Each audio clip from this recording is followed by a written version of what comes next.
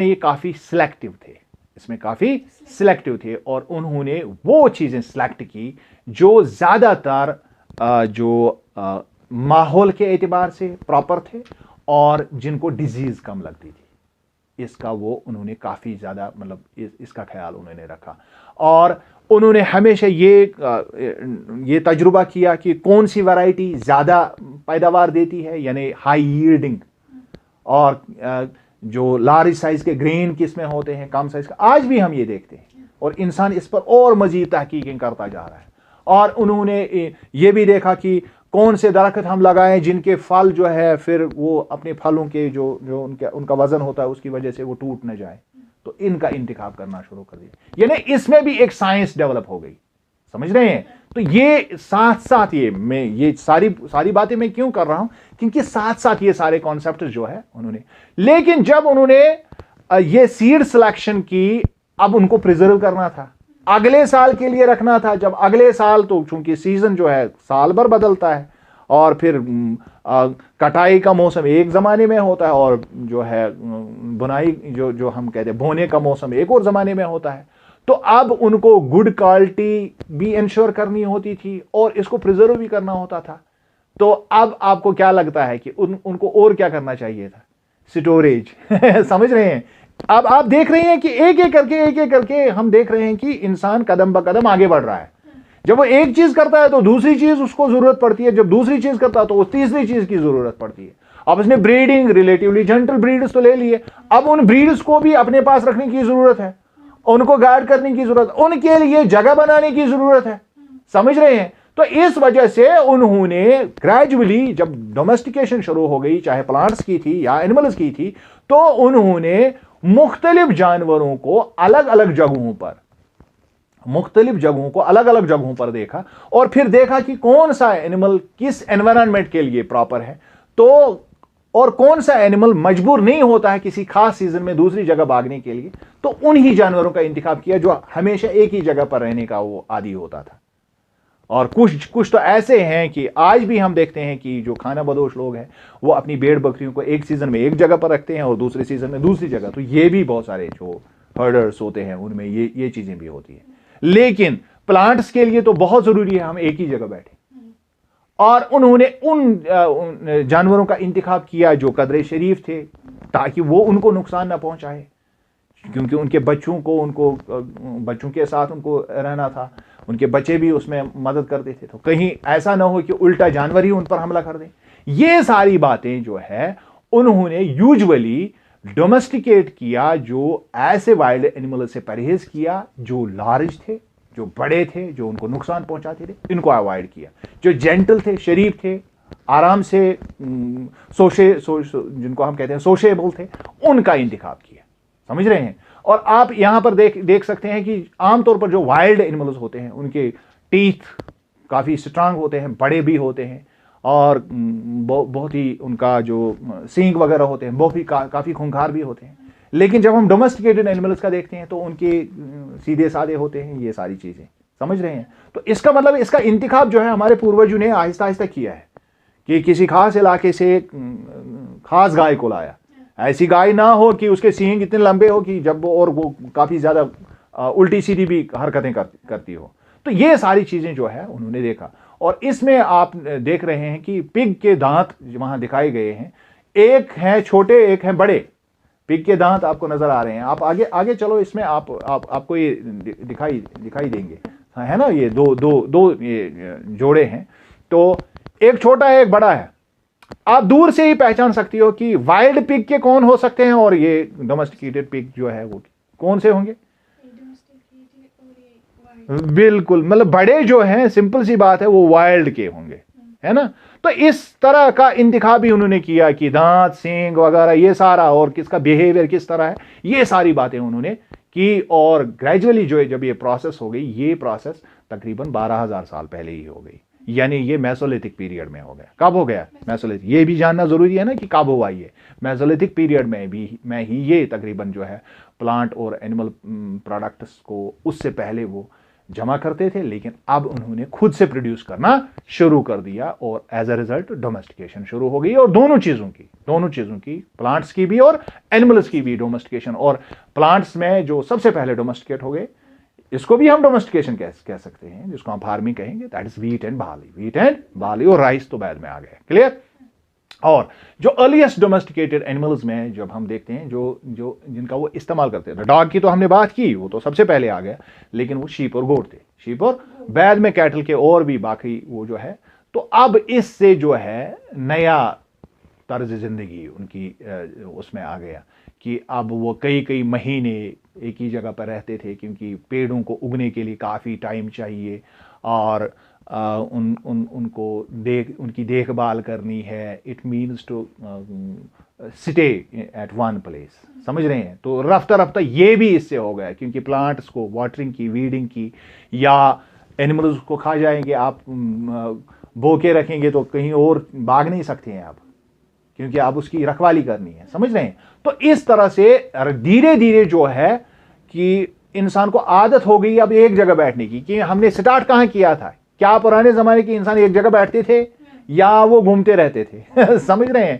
तो उस वक्त तो उस लड़के का तो दिमाग में था कि शायद वो एक ही जगह पर रहते थे, क्योंकि ट्रेनें नहीं थी, बसें नहीं थी। और हमने फिर देखा कि पुराने जमाने का इंसान तो एक जगह बैठ ही नहीं सकता था, उसकी मजबूरी थी। लेकिन अब हम वहां पहुंच गए कि अब वो मजबूर हो गए एक जगह बैठने के लिए। क्यों? डोमेस्टिकेशन की वजह से।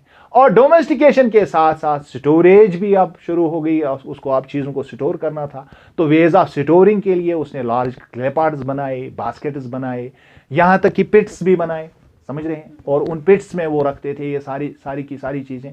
और अगर यहाँ पर मैं आपसे एक सवाल पूछूं तो हालांकि लेसन काफ़ी हो गया, हो सकता है कि अब आप थोड़ी बहुत, लेकिन हम इसको ख़त्म करेंगे, कंप्लीट करने की कोशिश करेंगे। क्या हंटर गैदरर्स भी उनको भी चाहिए था स्टोरेज? किस लिए बताइए, किस लिए? Give reasons. जो लेफ्ट ओवर जो उनको जरूरी नहीं है वो एक ही दिन में वो खत्म करे, तो हल्का फुल्का उनको भी स्टोरेज की जरूरत पड़ती थी, समझ रहे हैं। तो अब चूंकि जब हम कहते हैं स्टोरिंग एनिमल्स, ये कोई आसान बात नहीं है। स्टोरिंग प्लांट्स या स्टोरिंग प्लांट प्रोडक्ट्स ये आसान है, लेकिन स्टोरिंग एनिमल्स घर चाहिए इनको। तो आज भी हम देखते हैं कि अगर एक गाय होती है तो उसके लिए बहुत बड़ा घर बनाना पड़ता है, काउशेड बनाना पड़ता है। लेकिन इसके बरक्स अगर हम देखेंगे कि घर में अगर पूरे साल के लिए भी 2-3 बिन्स का ही इस्तेमाल होता है अगर राइस रखने के लिए, तो इसके लिए कम जगह चाहिए। लेकिन प्लांट्स जो प्लांट प्रोडक्ट्स है उनके लिए कम जगह चाहिए। और लेकिन एनिमल्स, और वो मल्टीप्लाई भी बहुत नेचुरली करते हैं और बहुत ज़्यादा करते हैं। और वो एक ही प्रोडक्ट नहीं देते हैं, सिर्फ हम मीट का ही तस्वीर नहीं करेंगे। एनिमल प्रोडक्ट्स में मिल्क भी होता था उस जमाने में, मीट के साथ साथ और कौन से प्रोडक्ट्स हो सकते थे? सिकिन का भी इस्तेमाल होता था, समझ रहे हैं। उनके सिकिन का भी इस्तेमाल होता था, उनके वूल का भी इस्तेमाल होता था, बहुत सारे और भी चीज़ें हैं। यानी इन सारी चीज़ों को वो हासिल कर सकते थे, किससे? जानवरों से। और अब अगर हम देखेंगे कि अपार्ट फ्रॉम फूड जो हम बात करते हैं कि वूल का भी, मिल्क का भी, या बाकी चीज़ों का भी, इनके लिए भी तो चाहिए ना, मतलब इनको किस तरीके से इस्तेमाल करें, वो हुनर भी आदमी आहिस्ता आहिस्ता सीख गया। और चूंकि अब दूध जो है, मिसाल के तौर पर पुराने ज़माने बड़े हर्ड्स होते थे, और एक बड़े हर्ड में काफ़ी कैटल ऐसा होता था जो दूध देने वाला होता था। तो उस दूध को रखने, अब उसको एक ही तरीके से नहीं खाया जा सकता था, तब तो उन्होंने और भी नए नए तरीके दे दिया। अब समझ रहे हैं कि किस तरह से ये डेवलप हो रहा है। ये सारी की सारी चीज़ें जो है, ये आहिस्ता आहिस्ता सारी चीज़ें जो आज हम देख रहे हैं, हम नए नए खाने बना रहे हैं, पकवान बना रहे हैं, लेकिन हमें यह अंदाज़ा करना चाहिए कि पुराने पकवान किस तरह से वजूद में आ गए। बात समझ रहे हैं? तो ये सारा जो है इंसान की इसी सिलसिले की कड़ियां हैं। वो एक चीज करता गया और दूसरा चीज उससे बरामद हो गया। वो उसका सोल्यूशन निकालता है तो तीसरी चीज उसके सामने आ जाती है। वो तीसरी चीज का सोल्यूशन निकालता है तो एक और चीज उसके सामने। क्लियर? तो अब अगर हम देखेंगे कि सबसे पहले, अभी हमने हंटर्स गैदरर्स से स्टार्ट किया, तो सबसे पहले फार्मर्स और हर्डर्स ये हमें कहां मिलते हैं? अब आप मैप को फिर से देखेंगे, ये हमें मिलते हैं जहां पर आपको ब्लू स्क्वायर्स मिल रहे हैं। मैं यहां दिखाऊंगा जितने भी ब्लू स्क्वायर्स इसमें हैं, और ये ब्लू स्क्वायर्स आप देख रहे हैं बुरजहामा कश्मीर में एक जगह पाई जाती है, मेहरगरा उधर पाकिस्तान के बॉर्डर पर पाया जाता है, पाकिस्तान अफगानिस्तान बॉर्डर पर, ठीक चिरांद में है, कोलदीवा में है, मेहरगर में है, आप देख रहे हैं, और बहुत सारी और जगहों पर है। तो इसका मतलब है हमने जब अभी बात की थी पैलेलिथिक साइट्स की, तो 2-3 साइट्स का ही हमने नाम लिया, लेकिन अब हम देख रहे हैं कि ये वो साइट्स है जो हमें क्या दिखा रहे हैं, जहां पर फार्मर्स और हर्डर्स रहते थे, और ये साइट्स आर्कियोलॉजिस्ट्स ने देखी, और ये अर्ली फार्मर्स की साइट्स हैं। और यहां सब कॉन्टिनेंट में या इंडिया पाकिस्तान में, इस पूरे इलाके में, पूरे विशाल भारत की हम बात कर रहे हैं, इसमें बहुत सारी जगहों पर ये पाई जाती है, और यहां पर काफी कम तब भी ये दी हुई है, जिस तरह से हमने पहले भी बात की। लेकिन सबसे इंपॉर्टेंट जगह जो यहां पर हमने अभी पढ़ी, that is in Kashmir, present day Kashmir, और इसके अलावा east and south India. East and south India सबसे ज्यादा इंपॉर्टेंट जगह हैं, और यहां पर सेटलमेंट्स हमें मिलते हैं फार्मर्स के भी और हर्डर्स के भी। और ये हमें किससे पता चलता है? एविडेंसेस से, जो हमें आर्कियोलॉजिस्ट्स देते हैं। ये आपको ये बात हमेशा याद रखनी है। और यहां पर हमें बहुत ही एक्साइटिंग फाइंडिंग्स मिली, और इन एक्साइटिंग फाइंडिंग्स में यह भी था कि वहां हमें अधजेली ग्रेन्स मिले, यानी वो जो इस्तेमाल करते हैं, जिन ग्रेन्स का वो इस्तेमाल करते थे, वो चार्ड फार्म में, जिसको हम आधा जला हुआ, उसमें हमने इनको देखा। और शायद एक्सीडेंटली जल गया हो या ऑन पर्पस उन्होंने जलाया, ये हम जानते नहीं है, लेकिन हमें ये मिला। कभी कभार तो हम देखते हैं कि किसी जगह पर किसी ने, या दान गोई शिवाना, तो उसने रखा है, तो हो सकता है उसमें आग लग गई, फिर वो जो रोस्ट होके वो नीचे बिखर गया, और फिर वो हमेशा के लिए वहीं रह गया। तो इस तरह से हमें ये चीज़ें मिल जाती हैं, और ये इससे पता चलता है कि कौन कौन से क्रॉप्स इसमें इस्तेमाल होते थे। और इसके अलावा एनिमल बोन्स का तो हम उससे पता चलता है कि कौन कौन से एनिमल्स का इस्तेमाल होता था। तो ये सेटल्ड लाइफ का असल में शुरू था, ये सेटल्ड लाइफ का असल में शुरू था कि जब इंसान ने डोमेस्टिकेशन की, और अब सेटल्ड लाइफ के लिए घर चाहिए, और सबसे पुराने घर जो है हट्स की सूरत में या हाउसेस की सूरत में हमें इन साइट्स में मिलता है। और बुरजहामा जो है वहां पर हमें पिट हाउसेस मिलते हैं। कश्मीर में पिट हाउसेस यानी गढ़ा, जमीन में गढ़ा खोदा और उसी को घर बनाया, और इन गढ़ों में रास्ता जाने के लिए, नीचे जाने के लिए था, और इन पर छतें होती थी, जो मैंने आपको बताया था। ये बुरजहामा के लोग, इंट्रोडक्टरी में मैंने आपको बताया था, इंट्रोडक्टरी लेसन में, कि यहां पर वो उसी बुर्जुकुल के उस बर्च बाग से वो छतें भी बनाते थे इनकी, ताकि वो सरमा में यहाँ जो बर्फबारी होती थी उससे बचने के लिए। और इसमें सीढ़ियाँ डाली जाती थी, और सीढ़ियों के ज़रिए से इनमें अंदर जाया जा सकता था। और इनका इनसाइड भी और आउटसाइड भी इसमें हर्थस होते थे, या दान वनन कशिर पैटर्न, वो जो फायर पॉट्स होते थे, ये फायर प्लेसेस होते थे जहाँ पर वो खाना पकाते थे। तो उससे भी पता चलता है कि वो खाना पका के खाते थे, समझ रहे हैं? तो ये सारी बातें जो है, ये एविडेंस जो है आर्कियोलॉजिस्ट्स को सजेस्ट करती है कि यहां पर क्या हो रहा था, और ये जगह कितनी है हमारे लिए अहम, ये अब आपको धीरे धीरे अंदाजा होता है। तो अगर हम कहीं पर एक छोटा सा हल्के से ग्रेन की एक मुट्ठी भी पुराने जमाने की मिल जाए, वो भी खजाने से कम नहीं होती है। और चूंकि लोग डिपेंड करते हैं वेदर पर, तो वेदर के हिसाब से ही वो अपने घर बनाते थे। तो कहीं पर तो वो लकड़ी का बनाते थे, तो कहीं पर वो पिच डिवेल्स बनाते थे, जैसे बुरजहामा। और इंडोर आउटडोर के जो हर्थ से भी ये पता चलता है कि शायद वो गर्मियों में बाहर पकाते थे और सर्दियों में अंदर पकाने की उनको मजबूरी हो जाती थी। ये सारी बातें जो मैं आपसे कर रहा हूं, ये सारी बातें इससे निकल आती हैं। बात समझ आई? और जो इन जगहों पर जो हमें स्टोन टूल्स जो है वहां से हम मिली, ये पैलेलिथिक से डिफरेंट है। ये पैलेलिथिक से, that is why they are called neolithic. ये पॉलिशड है, ये पॉलिशड है, और इनके फाइन कटिंग एज है, ये पॉलिश किए हुए हैं। और इनमें सबसे इंपॉर्टेंट जो हमें मिला, दैट इज मोटार्ड्स एंड पेसल्स, जिनसे हम चीजों को वो पीसते हैं, समझ रहे हैं? पेसल्स एंड मोटार्ड्स, ये ज्यादा यानी ग्रेटिंग या में माना। तो इस तरह की चीजें जो है, ये आज भी इंसान इस्तेमाल करता है, हजारों साल से अभी तक इंसान इनका इस्तेमाल कर रहा है, समझ रहे हैं? तो ये it is even used today nowadays. और हमारे पास भी है, हम उसका इस्तेमाल नहीं करते हैं लेकिन हमारे पास है है ना। तो ये चीज़ें जो है हमें पैलेलिथिक से इसको डिफरेंट, इस पीरियड को डिफरेंट बनाते हैं। और कुछ टूल्स यहाँ पर ऐसे भी मिले जो बोन से बने हुए हैं, और कुछ टूल्स ऐसे हैं जो मिट्टी से बने हुए हैं, यानी जिसमें अर्दन पॉट्स है। समझ रहे हैं। और इससे एक और बात क्या दिमाग में आ गई कि अब इंसान इंजीनियर बन गया, अब वो पहली मर्तबा कुम्हार बन गया और उसने बर्तन बनाने शुरू कर दिए। तो ये सारी चीजें जो है, और इतना ही नहीं बल्कि डेकोरेटेड हमें यहां पर ऐसी चीजें मिली जो पुराने जमाने में वो पॉट्स बनाते थे, और एक खास किस्म की उनके ऊपर पेंट की जाती थी इन पॉट्स के ऊपर। ये कुकिंग के लिए भी फूड जो है कुकिंग के लिए इस्तेमाल होता था, फूड को कुक करने के लिए। हाँ, तो अब मुख्तलिफ तरीकों के बर्तन इन्होंने बनाए थे और उन पर डिज़ाइंस बनाए थे, ये भी हमें मिलता है। और इसके अलावा उन्होंने जो अपने उनके हर्ड्स होते थे उससे वूल बरामद होती थी, उसका क्लॉथ बनाना, और क्लॉथ का ही नहीं, मतलब इससे वूल का ही नहीं बल्कि कॉटन उगाना भी इंसान ने शुरू कर दिया था। क्या उगाना शुरू कर दिया? कॉटन उगाना भी इंसान ने शुरू कर दिया था। तो इस तरह से हमें पता चलता है कि बहुत सारी चीजें जो है आहिस्ता आहिस्ता हो रही थी।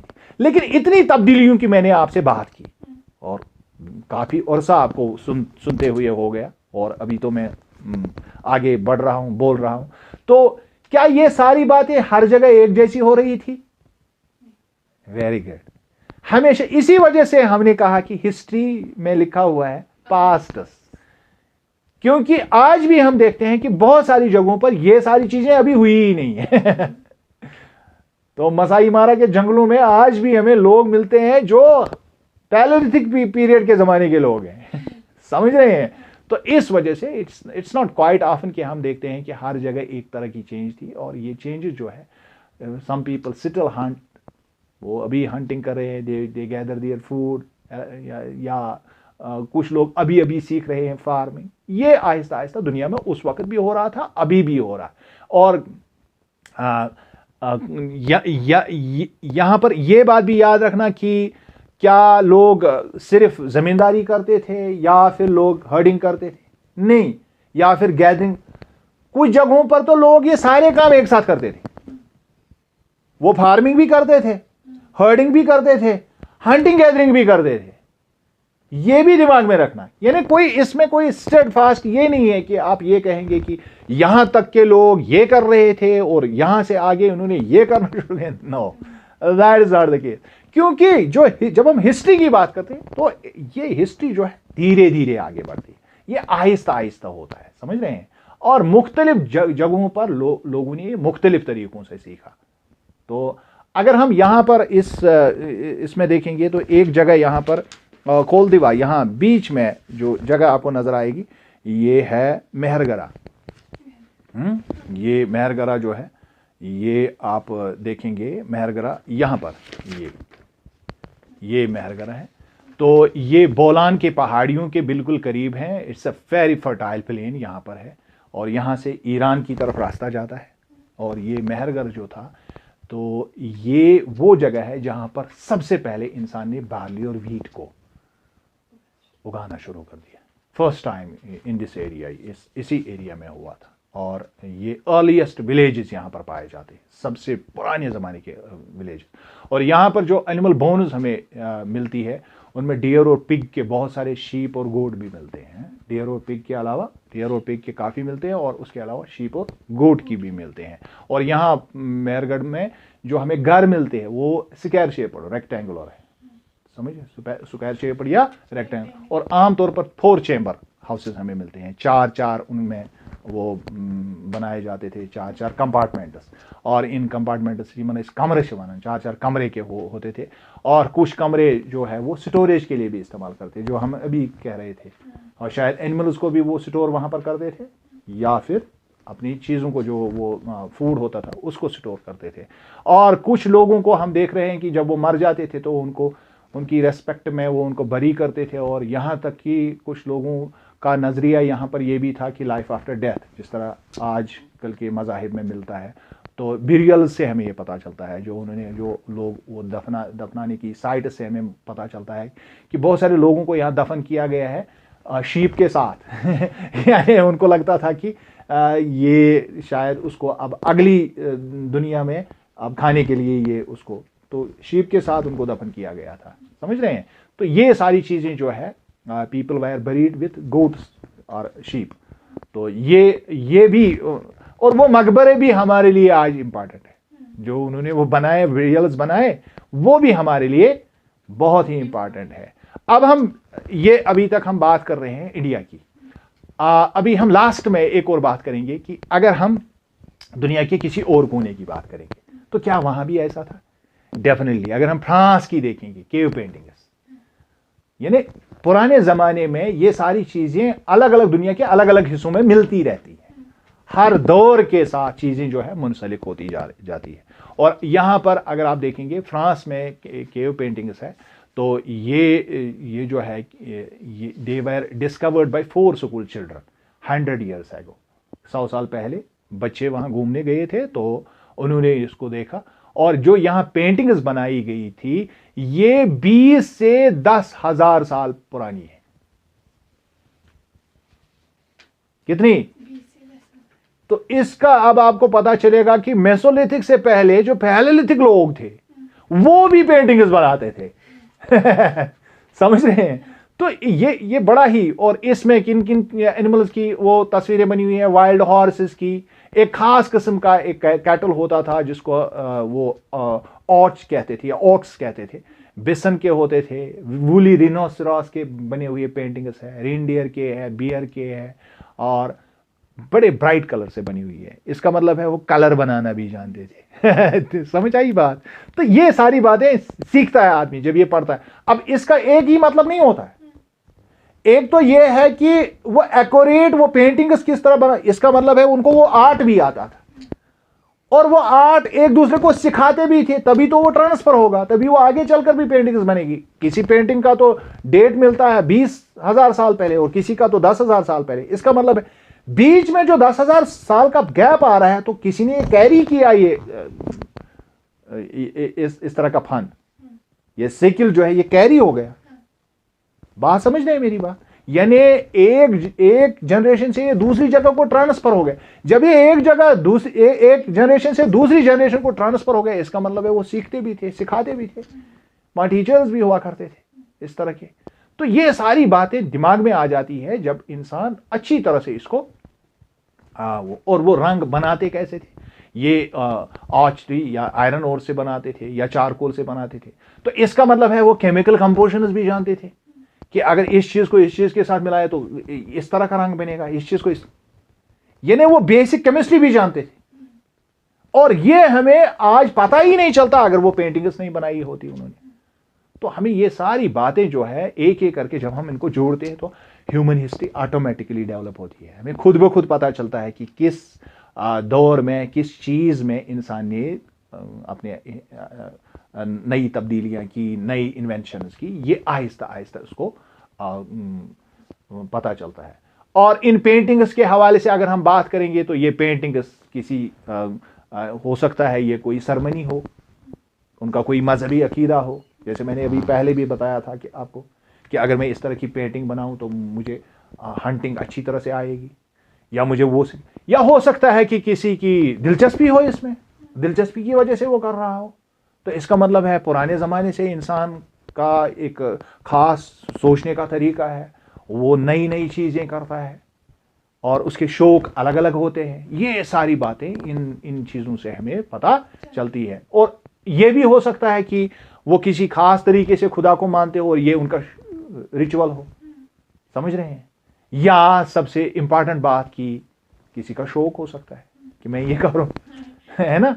तो यहां पर एक सवाल वहां उसने दिया है, can you think of any other reason? क्या आपको, मैंने बहुत सारे रीजन बनाए, सबसे इंपॉर्टेंट रीजन तो ये भी हो सकता है कि शौक हो सकता है ना? तो ये हो सकती है। इसके अलावा नियोलिथिक साइट टर्की में हमें मिलती है। एटलस में अगर आप देखेंगे तो टर्की में कटलहुयुक एक जगह है, यहां पर हमें नियोलिथिक साइट मिलती है। और यहां पर बड़ी ज़बरदस्त वो जो है मॉन्यूमेंट बनाई उस ज़माने के लोगों ने, और उन्होंने मुख्तलिफ जगहों से चीज़ें ला ला के वहाँ पर वो बनाई है। यानी फ्लिंट वो सीरिया से मंगाया गया है, और वहाँ पर रेड सीज की कौरीज हमें मिलती है, वो जो हमें यम तिमन वन काव हैं गिने हैं कशिर पढ़, वो हमें रेड सी की मिलती है वहाँ पर। किसकी? रेड सी की। और इसी तरह मेडिटेरियन सी के शेल्स मिलते हैं वहाँ पर, वो डेकोरेशन के लिए, समझ रहे हैं। और इसी तरह उन्होंने इन सेटलमेंट्स में काफ़ी मतलब ज़बरदस्त किस्म के वो चीज़ें उन्होंने वहाँ इस्तेमाल की है। तो ये सारी बातें, इससे हमें पता चलता है कि इंसान ने एक ख़ास जगह पर अगर उसको मटेरियल मिलता भी नहीं था, तो उसने अब ये भी सीखा था कि एक जगह से दूसरी जगह ट्रांसफ़र कैसे किया जाए। तो हो सकता है उन्होंने अपनी इस पर अपने कंधों पर लाद लाद के ये सारी चीज़ें वहाँ लाई हों, और वहाँ कोई कम तादाद में ये नहीं मिलता है। और इससे ये भी अंदाज़ा होता है कि अब एनिमल्स का इस्तेमाल वो एज पैक एनिमल्स भी करते थे बारबरदारी के लिए, यानी अब घोड़ों का इस्तेमाल करते थे, जिनके या जो बाकी कैटल है उनके कंधों पर लाद के वो ये सारी चीज़ें उन्होंने यहाँ लाई। क्योंकि ये चीज़ें जो हम यहाँ इस्तेमाल देखते हैं कि यहाँ इस्तेमाल हो गई है, वो यहाँ मिलती ही नहीं है, बहुत दूर से लानी पड़ती है, और काफ़ी दूर जाना है इंसान का, और वो फिर कितना ला सकता है अकेले। तो उसके लिए उसको कोई और जरिया होना चाहिए। तो हमें अंदाजा हो जाता है कि पैक एनिमल्स का भी इस्तेमाल होता था। बात समझ आई? तो इस तरह से हम देखते हैं कि मुख्तलिफ चीज़ें जो है इंसान ने अलग अलग चीज़ें अलग अलग दौर में देखी, और अलग अलग तरीके से उसकी ज़िंदगी में तरक्की होती गई, और इंसान आज तक की दुनिया तक पहुंच गया। समझ रहे हैं? अब आखिर में मैं आपको एक बात बताऊं, इसमें कौड़ीज और शेल्स की बात की गई। कौड़ीज और ये काफ़ी वैल्यूबल उस ज़माने में थी, यहां तक कि कौड़ियां जो है वो ज्वेलरी के लिए इस्तेमाल होती थी, और ये काफ़ी महंगी होती थी। और हो सकता है ये कौड़ीज जो है वो सिक्के के तौर पर इस्तेमाल कर रहे हैं, और इसको हम उर्दू में कौड़ी बोलते हैं। आज से कोवड़ दिमाइना, इसका मतलब हम पैसे की बात करते हैं। जब हम कौड़ी की बात करते हैं तो ये काफ़ी खूबसूरत होती है, और इसकी काफ़ी महंगी होती है, और लोग इसको डेकोरेशन के लिए उस ज़माने में ऑर्नामेंट्स में, ज्वेलरी में इस्तेमाल करते थे, तो ये काफ़ी महंगी होती थी। तो आई होप कि जो आज का जो हमने टॉपिक जो हमने देखा, इसमें हमने वो सारी बातें क्लियर की कि रफ्ता रफ्ता इंसान ने कैसे तरक्की की, और ये सारा जो उसका जो पीरियड था, जो पत्थर का ज़माना जो था, वो किस तरह से इंसान जो है इसमें अपने आहिस्ता आहिस्ता आहिस्ता आहिस्ता तरक्की करते करते करते करते कब वो सेटल्ड लाइफ में आ गया। अब जब सेटल्ड लाइफ हो गई, इसके बाद दुनिया में क्या हुआ, इंशाल्लाह अगले वाले चैप्टर में हम करेंगे। Thanks a lot.